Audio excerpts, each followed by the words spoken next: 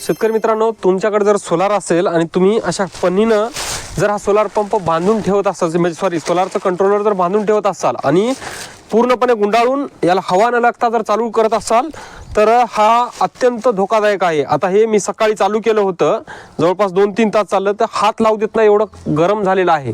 आज जर हे बघितलं नसतं आणखीन थोडा वेळ तर याच्यामध्ये हे पूर्णपणे जळून गेलं असतं, हे कापड्याला चिटकलं होतं।